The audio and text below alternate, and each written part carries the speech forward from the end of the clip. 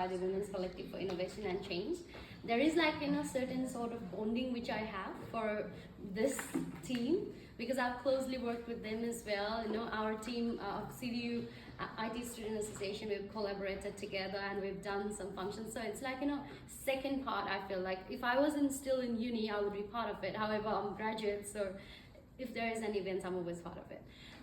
I wouldn't be sharing much, but however, I'll be taking back to my journey, how everything started. So just like how earlier Yolanda shared as well, myself, I was an international student too. So I'm originally from Nepal. So I came over here 7 years back. My plan was to go to Sydney because Australia means Sydney, Melbourne, and those are the main cities, right? And getting focused over there, however, I felt like this is not the life I wanted. This is definitely not the life I wanted, because I was so much busy on doing the odd jobs and managing time. It was very tough time, I would say, hardly getting to sleep as well, and having international student life, it was quite challenging. However, after I finished my bachelor's degree, I really wanted to focus on myself, exploring myself, that what do I really want to accomplish in life, right? Which is the only reason I came to Darwin, where I knew no one except for one of my friends.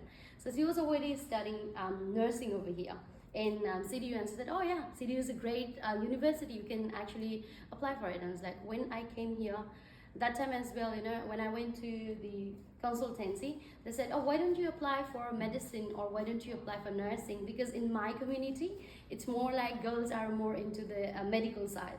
And that clicked me back, the main reason why I studied IT. So I'll share you one of these story, which eventually happened maybe 18 years back. I would say I was very young, okay? And I have got my younger brother, and what happened was my grandmother had her phone some maintenance work, like updates and other stuff. So she had to do it. And when I said, oh, I can help you with that, and my grandmother was like, no, you will not be aware about that. I'll ask your brother. And he was younger than me. However, that time it hit my self-image, like, why is it like this, that only boys, they know about technology, not girls? And that time, even small thing, I won't say they were partial with me. They would love me so much, and they still do.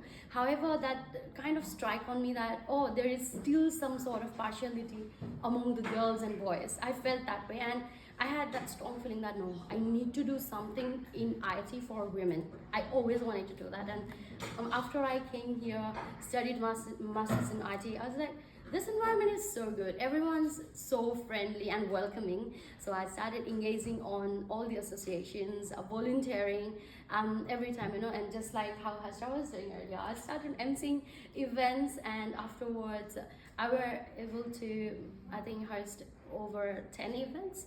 And it was quite proud moment for me, because I would never see myself standing in front of 500 people and speaking over there.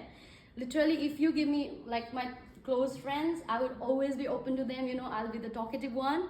However, if it's in front of people, I was like, oh no, I've got the stage fright. I used to feel that. And absolutely, I mean, the environment that was given to me after I came to Darwin, the environment and the influences that I earned in my life, that just changed the mindset I had.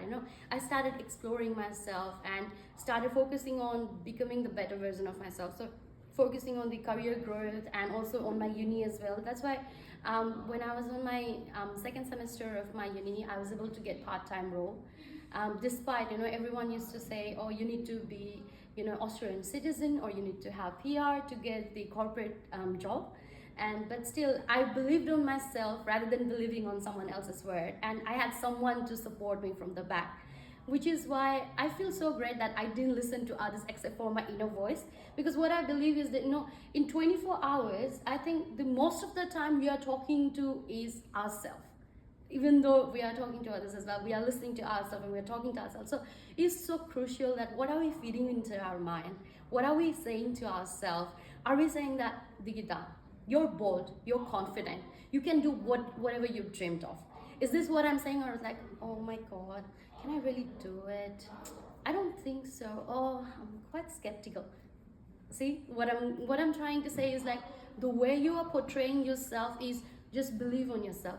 not only today, having the confidence, being bold because it's Women's Day, treating like this every single day. And that's what I've been focusing on, like at the moment, the way how my environment helped me and my influences helped me. I'm also helping some of my team to grow and to become in a better position and become the better version of myself. Like Hasra was mentioning earlier, so like giving back to the community. This is what I think is very much important, because let's take an example of a pond.